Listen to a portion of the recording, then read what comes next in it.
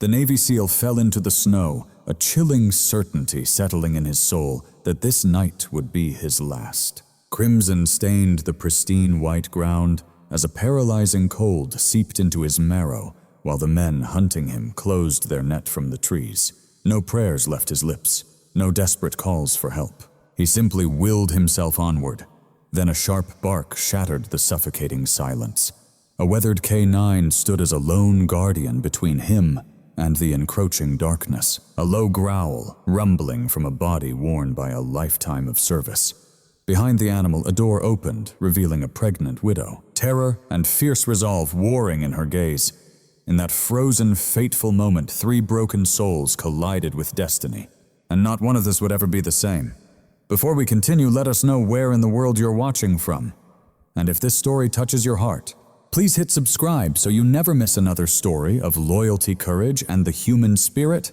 Your support truly means everything to us. Winter descended upon the Wyoming mountains with a cold so piercing it felt personal, as if the land itself were testing the will of those who dared to remain. Lucas Reed moved through the timberline like a phantom losing its form. At 35, he had the powerfully conditioned frame of a man forged by years of conflict, his broad shoulders set beneath civilian tactical gear, his beard trimmed for function over fashion, his face a mask of sharp angles that seldom betrayed any hint of emotion. His dark hair was matted to his forehead by sweat and snow, his jaw locked in the stubborn clench of a man who refused to acknowledge pain until it became all-consuming. The ambush had been executed with surgical precision, far too precise. The bullet tore through his right hip the very instant he crested a narrow ravine. The brutal impact spun him sideways, stealing the breath from his lungs. He crashed hard into the snow, rolled, and came up firing on pure, unthinking instinct. By the time the silence returned, his radio lay smashed against a rock, its screen dark and lifeless. Blood seeped into his pants, steaming faintly in the frigid air. Lucas knew this terrain. He also understood the ominous meaning of a forest that suddenly falls this quiet.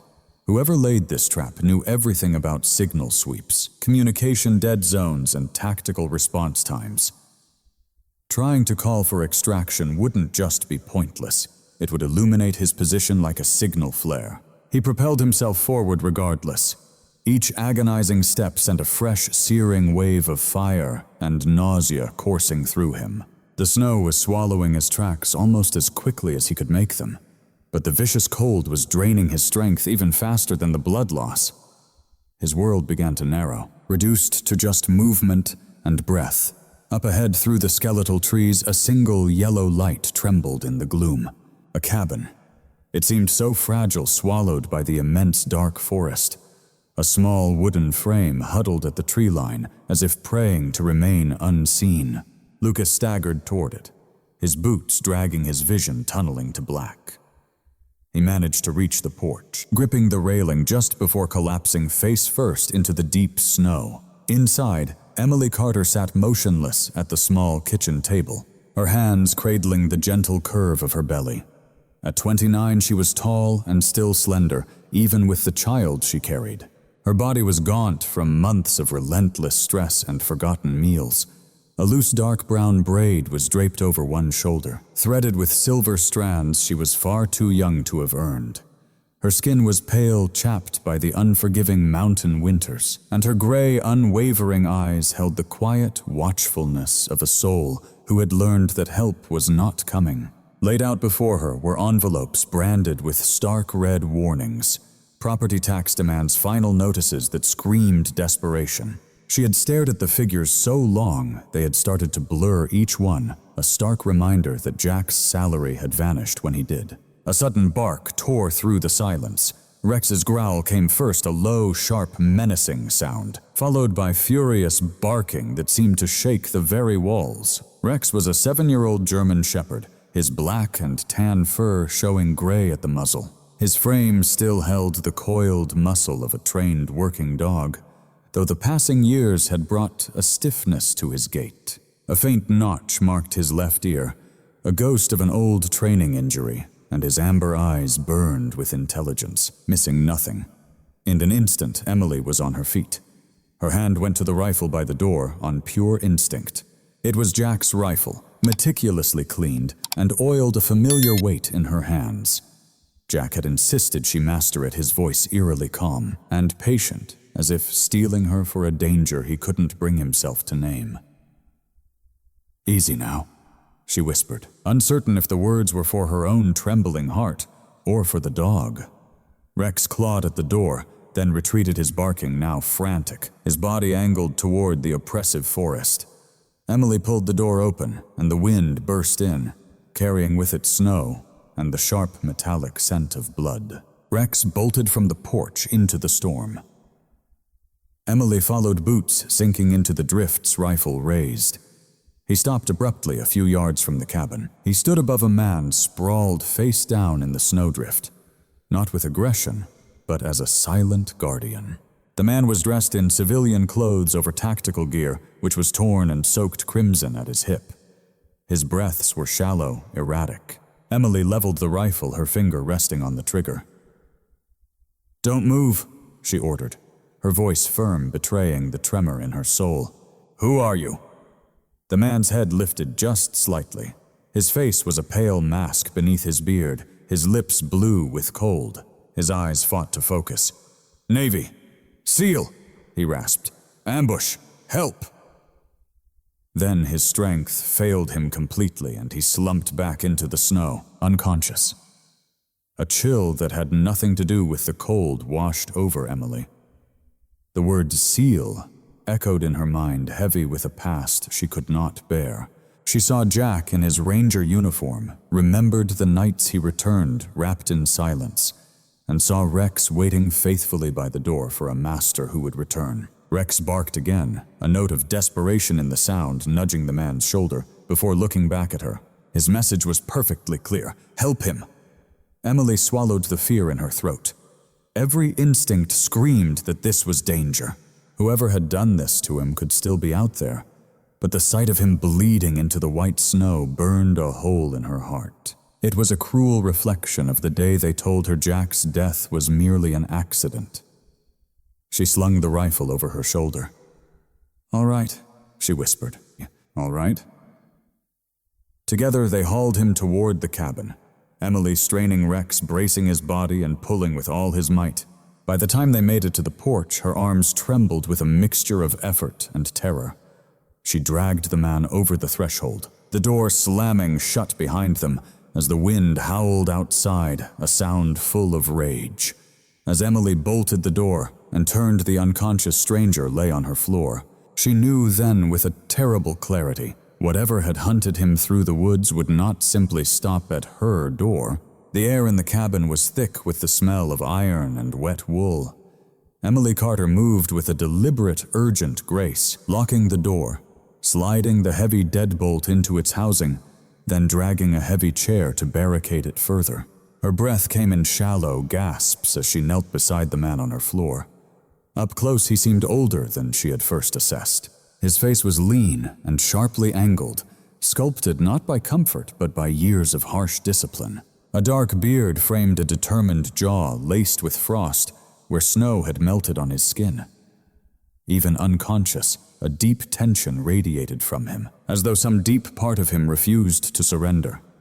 With hands that betrayed her fear, Emily began to peel away his soaked outer layers. Blood had seeped through the denim, freezing it solid against his skin. As she sliced the fabric away, a knot of ice formed in her own stomach. The entry wound was high on his hip, a chillingly precise location near the major arteries Jack had once traced on a diagram for her. For a fleeting moment, her hands flew to her own stomach before she forced them back to the task. Rex made a single deliberate circle before settling down beside Lucas, pressing his heavy form against the wounded man's legs. The old shepherd's breath was a steady, rhythmic anchor in the chaos. His fur was dense, marred by the ghosts of past battles, yet radiating an undeniable strength. When Emily's resolve wavered and her hands began to shake, Rex simply lifted his massive head and nudged her wrist, a silent command before he lay back down, sharing his vital warmth. Emily fought back a lump in her throat. She packed towels tightly against the wound, a desperate attempt to staunch the bleeding, and hauled a heavy pot of water to the stove. The burner sputtered to life with a weak, hesitant flame. The single bulb over the sink pulsed, throwing long, dancing shadows that warped the kitchen into something menacing. Every creak of the floorboards felt like a gunshot. Each tick of the clock felt like a moment stolen from eternity. Lucas shifted, a low groan escaping him. "No, phone." He breathed the words, almost lost. "They'll track it." Emily bent her ear to his lips. "Who, Lucas?" His eyelids flickered, but remained shut. "Internal, leak. Can't call anyone." His warning settled in the air, heavy and absolute. Emily squeezed her eyes shut for a heartbeat, then gave a single firm nod, a promise to a man who couldn't see it. Jack had drilled this into her, what to do when you were completely on your own. She never truly understood why he'd insisted until this very moment. She moved to the small cedar chest under the window. Her fingers hovered over the cold brass latch. This chest was Jack's sanctuary. Unfastening it felt like tearing open a wound she had only just managed to close. Inside his Ranger field kit lay in perfect order, pristine rolls of gauze, sterile wipes, gleaming forceps, a small surgical clamp, and sealed packets of sutures he had mercifully never needed. Emily drew a steadying breath and lifted the kit from its resting place. The world around her blurred, narrowing to a sequence of deliberate, practiced motions. She began to clean the wound with meticulous care, her jaw clamped so tight an ache spread through her teeth. A sharp groan tore from Lucas's lips, his entire body seizing as the pain sliced through his delirium. Emily froze for an instant, then resumed her work, whispering soft words that were as much for her as they were for him. The bullet was lodged far deeper than she had prayed it would be. A violent, uncontrollable tremor finally took hold of her hands. She wiped her trembling hands on her jeans, bracing herself against the counter before her fingers closed around the forceps. Rex lifted his head, his gaze locked on her face, his tail striking the floor once as if to say, "You can do this." "Stay." She breathed a plea more than a command. The minutes bled into an eternity sweat, tracing a cold path down Emily's temples. Twice her grip almost failed, a wave of panic seizing her chest as fresh blood suddenly welled up. She heard Jack's voice, then a calm, slow echo, urging her to just breathe, to trust her own hands. At last, there was the faint scrape of metal on metal. Emily gasped as the bullet slid free, dark and slick under the dim lamplight. She placed it aside, pressing a wad of clean gauze deep into the wound, holding it there until the bleeding finally began to slow. Her arms shook with fatigue as she meticulously cleaned and dressed the injury, binding it securely. When she finally fell back, the wall clock showed it was nearly 3 in the morning. Lucas was quiet now, his breathing deeper, more rhythmic. His skin, though deathly pale, had lost its icy chill. Rex let out a long, slow sigh, resting his heavy chin on the floor beside Lucas's leg, a steadfast guardian. Emily collapsed into the nearby chair, her legs threatening to buckle as the adrenaline abandoned her. For a long, silent moment, she could only stare at her hands, stained with blood that was not her own. Outside, the wind howled against the cabin, rattling the window panes like a predator seeking a way in. Emily stood on unsteady feet and checked the locks one more time, her eyes piercing the darkness. Nothing stirred past the line of trees. No sign of headlights, no echo of voices. She moved back to the kitchen and draped a blanket over Lucas, tucking it gently around his wounded side. Rex shuffled closer, planting his body squarely between Lucas and the door. Emily sank to the floor to join them. She leaned her back against the cool cabinet, her hands instinctively covering her stomach, feeling the quiet, steady pulse of the life inside her. "I have no idea who you are," she whispered to the unconscious man. "Or what kind of trouble you brought here." Her gaze shot to the door, then returned to his still face. "But you're not going to die tonight? Not in my home." Rex's eyes briefly closed, his watch unbroken. And so Lucas slept on, oblivious that his survival had already come at a cost far greater than blood. Dawn arrived reluctantly, muted by cloud and snow. Through the cabin's lone window, the world was a dull gray glow, the wind's howl softening to a tense, watchful hush. Lucas Reed awoke to the pain first. It was a deep, grinding throb radiating from his hip, a brutal confirmation that the night had been no nightmare.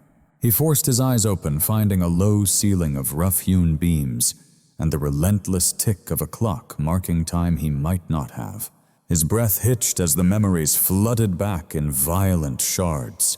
Trees blurring into a green hell, the sharp crack of a rifle, and the cold seeping into his legs. Rex was the first thing he truly saw. The German shepherd was a still form on the floor beside him, his muzzle resting on his paws. His amber eyes were open, unwavering. At 7, Rex had the stillness of a seasoned soldier who knew the value of conserving his strength.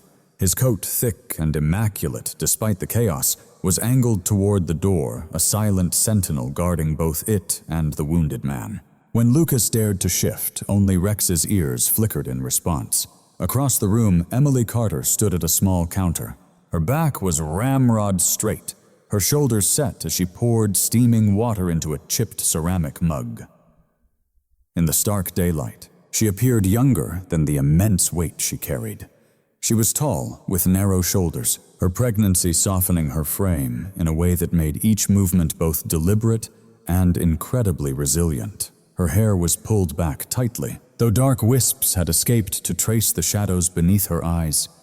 Shadows born not of fear, but of endless, sleepless nights. "You're awake," she stated, turning to him. Her voice wasn't filled with relief, but with a quiet, unnerving readiness. Lucas pushed himself up onto an elbow, a grimace tightening his face. "I owe you everything," he said, his voice raw but firm. "I'm Lucas Reed, Navy SEAL." Emily gave a single sharp nod. "Emily Carter." All the while, Rex's gaze moved between them, assessing the fragile truce.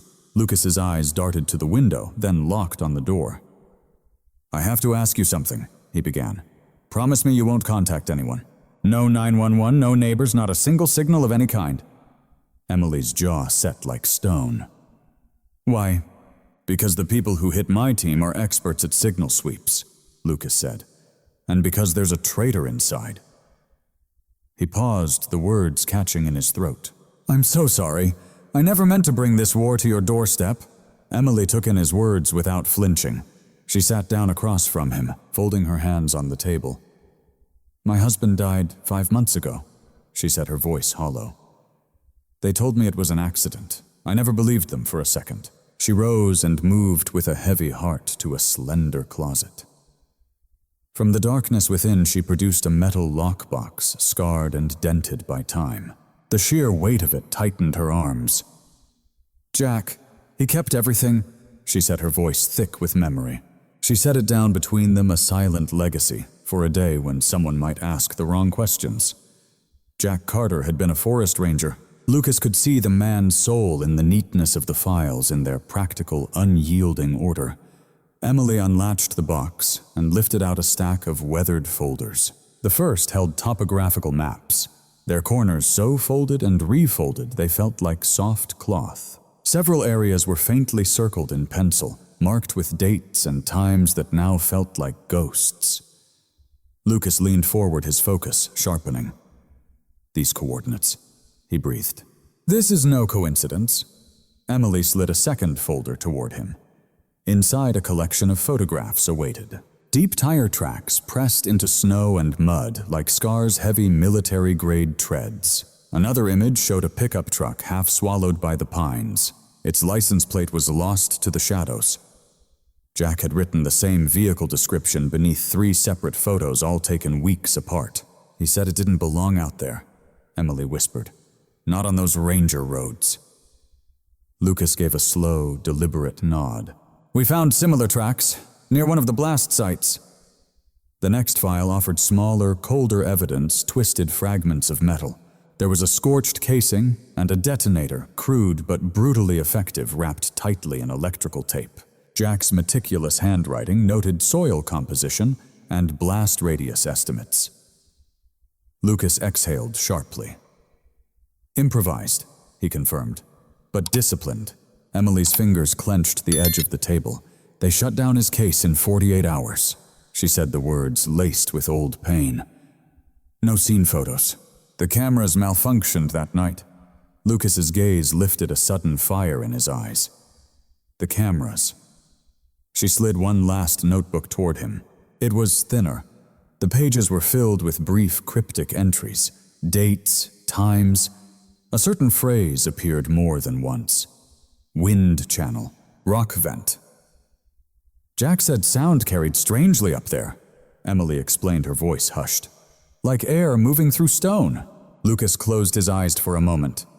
He saw it, then the narrow fissure in the mountainside he had crawled past only hours before the ambush. He could feel the unnatural draft on his face. A tunnel, he said, the realization hitting him hard. Or a vent that leads to one.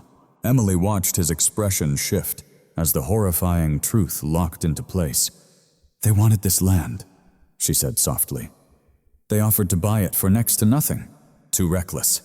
This cabin is in a blind spot, Lucas explained, between breaths close enough for us to watch and far enough for us to remain unseen. A heavy silence descended upon the kitchen. Rex got up and moved to Emily, pressing his body against her leg. She laid a hand on his head, her gaze never wavering. My unit was investigating Earth First reclamation, Lucas finally revealed. They twist environmental damage into a justification for sabotage for bombings. They believe they're restoring some kind of balance. And Jack became a threat to them, Emily stated, her voice hollow. Lucas met her intense stare. Jack was just doing his duty. The words fell with more weight than any apology could carry.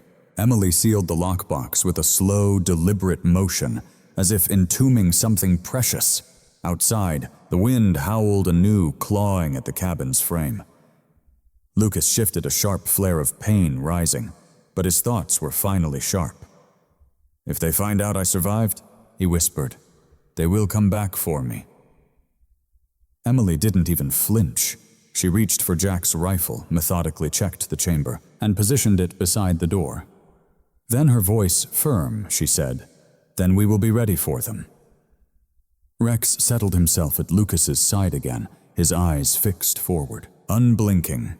As the afternoon bled into evening, the pain embedded itself in Lucas Reed's bones, a second agonizing skeleton. He concealed it masterfully, his jaw tight, his voice steady, but Emily noticed the subtle signs. The skin around his wound radiated an unnatural heat. The crimson was spreading beneath her careful bandaging. The last of the antibiotics were in a small orange bottle on the counter. When she picked it up, the rattle was terrifyingly light. Lucas's gaze followed hers. There's not much left, he observed grimly. Emily gave a single sharp nod. It was a conclusion she had already reached. I'm going into town. Lucas began to push himself up, every movement measured and slow. The fading light carved the harsh lines of his face into stark relief. A nose broken long ago and poorly set. Scars traced faint white lines across his knuckles, and his eyes were dark with a vigilance that never truly rested. Whatever horrors he'd witnessed before Wyoming had etched that watchfulness deep into his soul. If you're going, he said, it has to be completely clean. They meticulously planned every single step. Emily wouldn't go near the local clinic. She wouldn't use any name that could be traced back to this cabin. She would drive the old pickup, not Jack's Ranger, and she would alter her route twice, once on the drive there, and once more on the return. It had to be cash only. Small amounts. The story would be simple. A dog caught in a trap, the wound beginning to fester. Stick to the script, Lucas insisted, his voice low. Don't improvise. Emily listened, steeling herself, committing each instruction to memory. Her posture was a straight, unwavering line, her hands resting calmly. She had learned this unnerving stillness from Jack, a discipline for silencing the rising panic and simply moving forward. In the doorway, Rex watched, his great head tilted, his tail utterly still. The German shepherd's unease was palpable. He did not want her to leave. His amber eyes, deep with concern, followed her every move as she methodically pulled on her coat and boots. Emily knelt, pressing her forehead to his for a fleeting, sacred moment. "Guard," she breathed the word a solemn command. Rex's response was immediate. He planted himself squarely before Lucas, his body a shield against the door. The town was a 20-minute drive by road, but far longer by the route Emily had chosen. The sky hung low and heavy, a bruised ceiling threatening more snow. She gripped the wheel with both hands, her breath measured, and slow her eyes constantly sweeping the mirrors, the stark tree lines. The rumble of every passing truck sent a fresh wave of tension through her shoulders. Yet she maintained a steady pace, refusing to rush, refusing to linger. On the desolate edge of town sat the pharmacy, a narrow sliver of a building squeezed between a hardware store and the ghost of a shuttered diner. The air inside was a sterile mix of antiseptic and settled dust. A fragile chime announced her arrival as Emily crossed the threshold. Behind the counter stood Harold Pike, a wiry man in his late 60s with thin wire-frame glasses and hair the brittle color of aged paper. Though his shoulders were stooped with the weight of the years, his eyes were unnervingly sharp, the curious gaze of a man who spent a lifetime noticing things others overlooked. He glanced up, offering a curt professional nod. "Afternoon," he said. Emily returned the gesture. "My dog is hurt," she said, her voice perfectly level. "Caught his leg in a snare." Pike's gaze flickered to the door, as if he expected the wounded animal to be right there. His eyes snapped back to hers. "Infection is setting in," Emily stated flatly. He reached for a notepad, his pen scratching out a quick prescription. Then he turned to the shelves behind him. The wait stretched, feeling far longer than it truly was. Emily fixed her gaze on the counter, her fingers curled loosely around its worn edge. She would not rush him. The heavy silence was a space she could command. When Pike finally returned, he placed 2 small bottles on the counter. "This ought to do it," he said, his voice low. "Keep the wound clean. Don't overdo the dosage." Emily slid the cash across the counter. Pike's fingers made fleeting contact with hers. As he collected the money, his touch surprisingly light. For a split second, his gaze dropped, lingering on her stomach before snapping back to her face. "You take care now," he said, the words heavy with unspoken meaning. "I will," Emily replied, her promise deeper than he could ever know, and she walked out into the cold without a backward glance. The long drive back felt endless.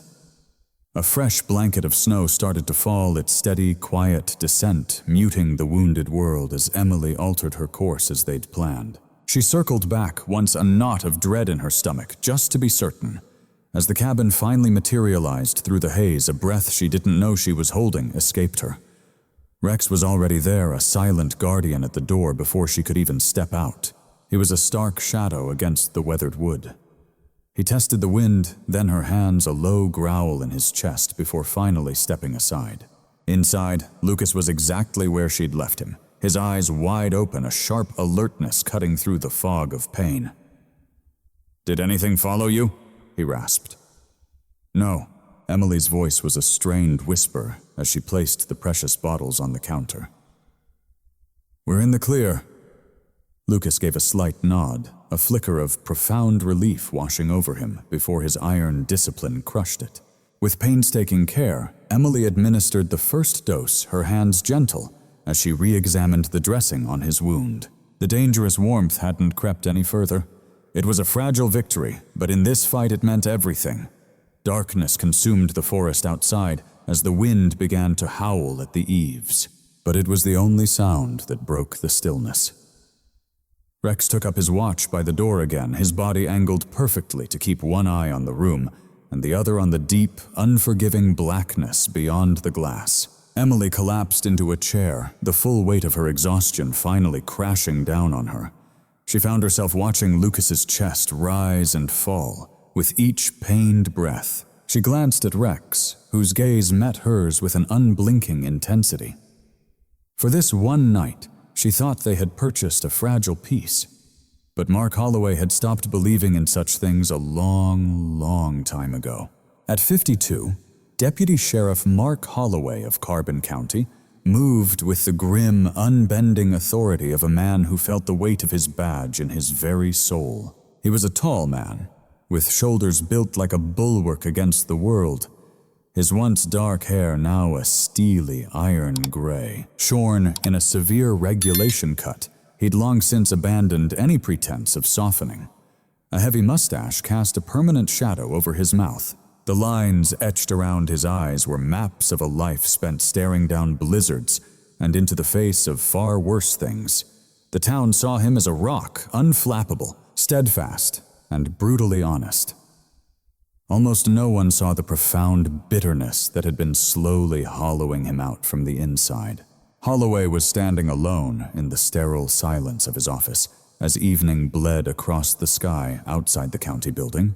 The fluorescent lights overhead cast a pale, humming glow. A mountain of case files sat ignored on his desk. His entire focus was consumed by a short, cryptic list he'd scrawled out by hand. Not names, not locations, but a trail of breadcrumbs, antibiotics, patterns of medicine. He'd learned a bitter truth years ago: people would always lie, but the things they needed never did.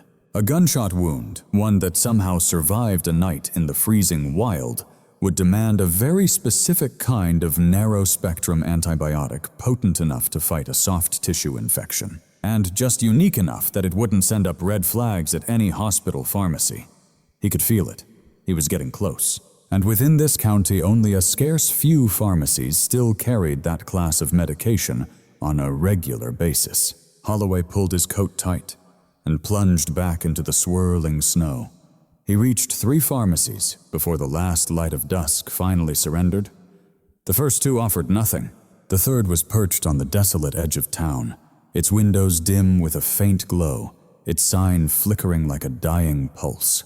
Holloway stepped inside with the measured grace of a man who knew how to sheath his questions in innocence. Harold Pike glanced up from behind the counter. The old pharmacist was a frail man, his back slightly bowed, his pale skin drawn tight over fine bones. His hair was a sparse crown of white, but his hands were steady, anchored by a lifetime of routine. He had served this town for decades, priding himself on remembering the faces people hoped were long forgotten. "Evening," Holloway said, letting his badge catch the light for just a moment. "Routine check. See anything unusual today?" Pike's gaze faltered. "Depends on what you mean by unusual," he said, his voice laced with caution. Holloway refused to press. He simply waited. After a tense moment, Pike sighed. "A woman was in here. She paid in cash, inquired about the dosage, knew enough to ask the right things, but not enough to have been trained." Holloway's eyes narrowed. "Description: pregnant," Pike said softly. 7 months, maybe. Tall, dark hair. Drove a pickup I didn't recognize." Holloway thanked him and stepped back into the night, the cold a vicious bite against his skin. He didn't need a name. The traffic cameras on County Road 12 would fill in the missing pieces. The footage showed a pickup passing through twice within a single hour, taking a deliberately indirect route back towards the forest. Holloway froze the frame just as the vehicle decelerated near a turnoff that sent a chill down his spine. Emily Carter's road. His jaw tightened into a knot of iron. 10 years ago, the tainted water downstream from that rare Earth site had taken his unborn child. The official reports had been carefully worded, calling the findings inconclusive. The lawsuits had been quietly buried, and men like Jack Carter, good men, had once believed the rules mattered. Holloway no longer shared that faith. By nightfall, he was back in his truck, the engine a low growl as he dialed a number he had committed to memory long ago, one he had sworn he'd never use. "They're still there," he stated the second the call connected. "The seal survived." A waited pause, and then a voice, clinical and stripped of emotion, replied, "Confirm the location." "The same cabin," Holloway confirmed. "She was helping him." A waited pause, then, "We are proceeding." The line went dead. Deep within the forest's embrace, Earth, First Reclamation began to stir. The group never traveled as one. It was not their way. Pairs splintered off, each understanding their purpose, their path. Headlamps remained dark. Radios stayed silent. They moved with the chilling certainty of hunters. Back at the cabin, Rex felt the change first. The German shepherd raised his noble head from the floorboards, his ears angled toward the far dark tree line. His entire body went rigid, muscles coiling like powerful springs beneath his thick coat. A low, threatening growl vibrated from the depths of his chest. Lucas Reed's eyes snapped open. Pain surged as he shifted, but ingrained training overrode every instinct. He sat up with agonizing slowness, listening. There was nothing at first but the mournful wind, and then a faint, distant sound that was terribly wrong. Snow compressing under a deliberate, creeping weight. He reached for the cold steel of his weapon. Emily looked up from the stove, her eyes searching his. She read the truth on his face. "They're coming," she breathed. Lucas nodded grimly. "We've been made." Rex moved to the door, standing guard once again. His body was a dark silhouette against the wood. Outside, the forest consumed the approaching figures as patient and as menacing as the night itself. The plan to wipe the slate clean had begun. It was Rex who sensed it first. The old German shepherd lifted his head from the rough-hewn floor, his ears angled toward the oppressive darkness of the tree line. A low growl rose in his chest, only to die, replaced by a stillness so profound it felt like a final judgment. His amber eyes fixed on the abyss beyond the window, his powerful body tensing beneath a thick, weathered coat. 7 years of service had taught him the critical difference between the murmur of the wind and the sound of hostile intent. Lucas Reed followed Rex's unwavering gaze and caught the faintest, almost imagined flicker between the trees, reflected light gone as quickly as it appeared. He did not hesitate for a second. A fresh wave of pain flared as he moved upright, but his training cut through it like a sharpened blade. He keyed the secure handset clipped inside his jacket, keeping his voice a low, precise whisper. "This is Reed. I'm compromised. Location is confirmed. I have multiple contacts inbound, possible internal leak." He took a breath. "Requesting immediate support." There was a brief, stunned silence on the other end. Then, a calm, steady voice answered. "Copy, Reed. Assets are en route. Hold your position." 30 minutes. Lucas ended the call and turned to Emily Carter. Her face was ashen, but her eyes were steady, a beacon of strength in the encroaching darkness. At 29, she moved with a silent strength, a resilience forged in fires she'd already walked through. Her dark hair was pulled back severely, her hands perfectly steady. The swell of her pregnancy altered her balance, but never her resolve. "The barn." Lucas breathed, his voice a ghost of a sound. "Kill the lights. Don't make a move until I call." Emily gave a single sharp nod, moving without question. She crossed the room with deliberate, measured steps. Just before disappearing, she reached down, pressing her palm firmly against Rex's powerful head. "Stay," she whispered a soft plea.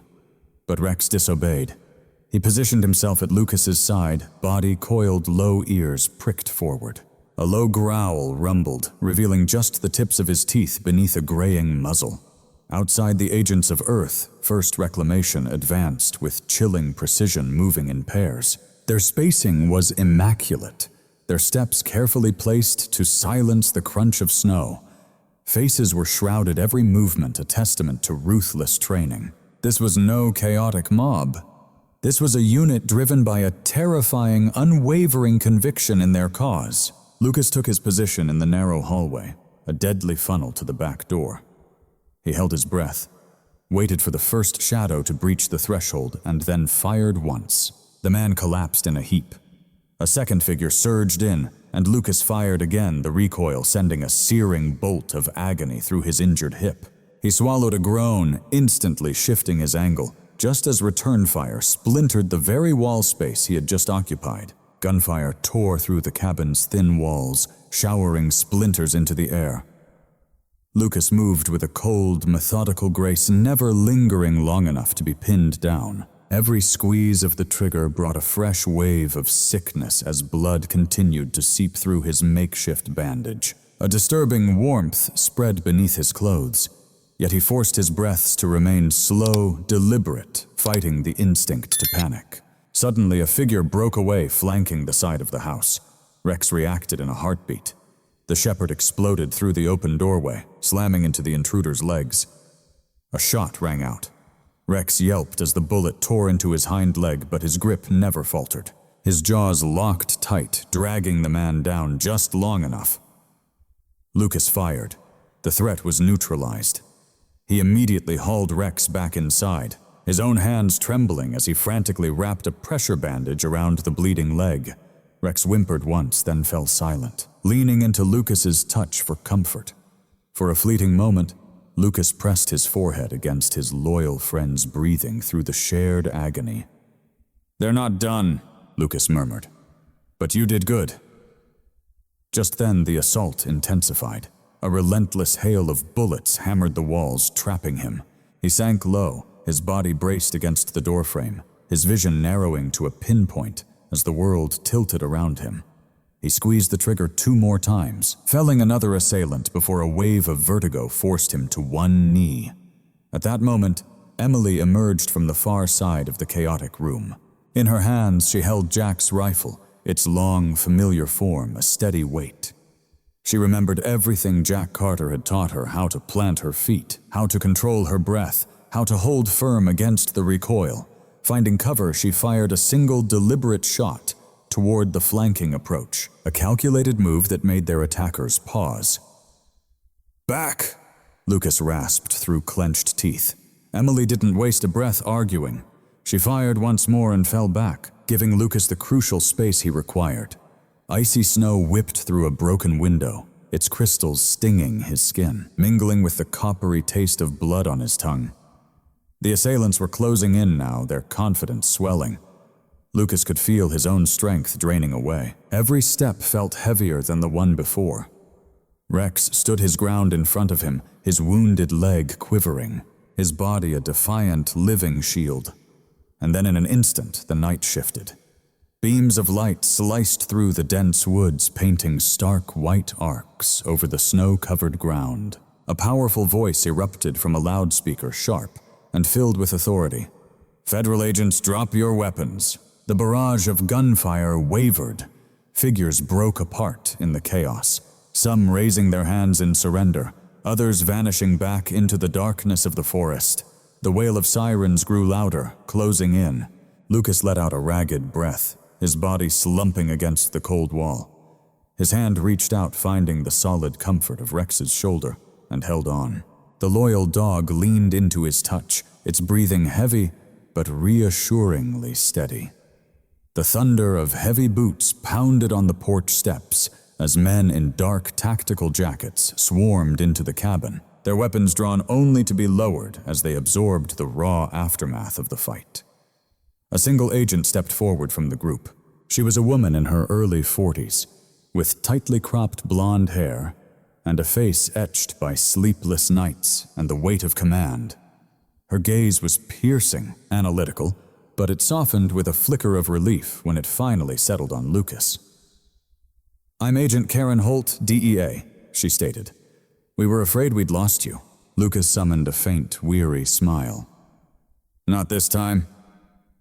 Holt waved the medics forward. While they attended to him, her gaze drifted to Emily, who remained frozen in the corner, her hands balled into fists, a silent war between terror and determination raging in her eyes. "You did well," Holt told her simply. Outside, the snow fell relentlessly, blanketing the world and muffling the sounds of the aftermath. In the fragile quiet that descended, Lucas finally allowed his eyes to drift shut, surrendering just this once to the belief that help had truly come in time. Flashing ambulance lights painted the forest road in strokes of red and white as a fragile dawn broke over the mountains. Lucas Reed was secured to the gurney, the sharp edges of his pain finally smoothed by medicine, and the ceiling of the vehicle swayed above him with every winding turn. His features seemed etched more sharply in the sterile light. With his high cheekbones and a beard meticulously trimmed by a paramedic's steady hand. But the fierce tension in his body had at last begun to fade. For the first time since that brutal ambush, he allowed his eyes to close. In the second ambulance, Rex rode on his muzzle bandaged and hind legs carefully splinted. Though sedated, the German shepherd's ears still twitched at every sound, as if the instinct to protect could never truly be silenced. At 7 years old, with a muzzle silvering with age and a chest bearing the faded maps of old scars, Rex was the very picture of what he was, a loyal veteran who had given every last bit of himself. Emily Carter sat huddled between the two vehicles, wrapped in a thick wool blanket, her hands resting protectively over her belly. A paramedic rechecked the fetal monitor, offering her a small, gentle smile. "Heartbeats are strong," she said softly. "You did amazing, Mom." Emily could only nod, the tears she'd held back finally spilling over, now that the terror had receded. Her tall, slender frame trembled once before she found her resolve again. The same strength that had seen her through the harrowing night was still there, now a quiet current flowing beneath a tide of profound relief. At the regional hospital, Lucas was rushed directly into surgery. The attending physician, Dr. Nathan Cole, a solid man in his late 40s with steady brown eyes and sleeves rolled to the elbow, worked with swift, practiced precision. Years spent in trauma medicine and trauma had carved confidence into his very bearing. "You're going to be fine," he told Lucas, just as the anesthesia took hold. "You held on long enough." Down the hall, a veterinarian was stitching Rex's leg. The dog stirred briefly, his eyes searching until Emily's voice reached him. "I'm here," she whispered. His tail thumped weakly once against the table. By nightfall, Lucas was conscious, the pain managed, and his mind clear. Agent Karen Holt stood at the foot of his bed, her jacket draped over one arm. The lines on her face softened as she listened to his quiet report. He gave her Jack Carter's files, the coordinates, the notes on the wind channel and rock vent. "We're hitting them tonight," Holt said after a moment's pause. "Your timing saved lives." The raid moved with incredible speed, guided by the coordinates. Federal teams converged on the Earth.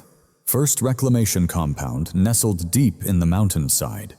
Its leader, Evan Mercer, was apprehended, still breathing. Mercer appeared gaunt, almost delicate, yet his eyes burned with intensity and his voice trembled with conviction even as the cold steel of handcuffs bound his wrists. He spoke of equilibrium and retribution of deep wounds that had festered for far too long. But his words couldn't alter the damning evidence arrayed against him. 2 states away at a bustling airport, Mark Holloway was intercepted at his gate. The deputy sheriff offered no resistance. His shoulders slumped as the handcuffs clicked shut, the crushing weight of 10 years of simmering anger finally overtaking him. Surveillance tapes, phone logs, and his subtle orchestration had sealed his fate.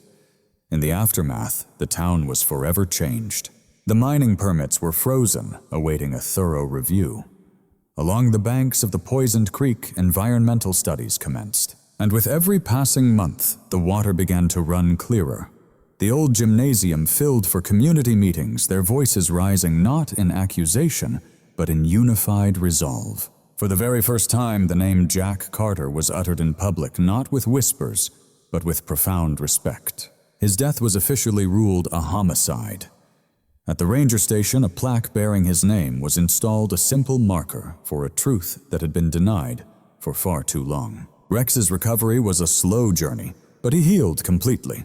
When he was finally strong enough to walk unaided by the splint, a quiet ceremony was held in his honor. The town's children gathered around as a sheriff carefully pinned a medal to the harness that lay against Rex's powerful chest. The veteran K9 accepted the adoration with a dignified patience, his tale betraying his joy only when Emily knelt down to embrace him. On a peaceful spring morning, Emily went into labor. The cabin windows stood open, allowing sunlight to spill across and warm the wooden floors. The cries of her newborn baby echoed through the room, sharp and full of life. Emily clutched her child tightly, tears of relief and joy tracing paths down her cheeks as laughter broke through the weeping. Nearby, Rex lay with his head on his paws, observing the new life with a solemn curiosity. Weeks later, Lucas returned. He arrived unannounced, his truck parked at the end of the drive. His steps deliberate yet firm. His beard was neatly trimmed, and his posture was relaxed in a way that whispered of true healing. He brought with him no grand promises. No speeches had been prepared. "I survived," he said, his voice quiet, standing on the very porch where he had nearly died. "Because you chose mercy." Emily watched him, her gaze unwavering. She could still see the soldier within the unyielding discipline, the silent intensity. But the man he had become forged by tragedy and profound thankfulness. "This isn't about repaying a debt," Lucas pressed on, his voice filled with resolve. "I want to be here to help you to guard what you're creating. If you'll have me." Emily's gaze drifted beyond him, toward the mountains, toward the very woods that had stolen so much, yet offered something in return. She could feel the steady rhythm of her child's breathing against her. Rex's loyal presence was a comfort at her side. She gave a slow nod. That night, a warm, hopeful light radiated from the cabin. Outside, the melting snow trickled gently, its menace finally gone.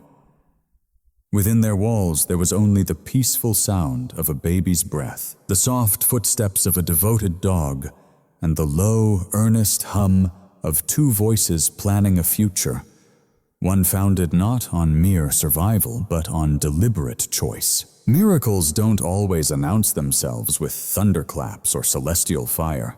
Sometimes they arrive in silence, shrouded in a blanket of snow, tapping softly on the most ordinary of doors. A broken man pulls through. A widow discovers a resilience she never knew she possessed. A faithful companion stands his final watch. These are not random events. They are whispers reminding us that grace still flows through compassion, through courage, and through the quiet decisions we make when we believe no one is looking.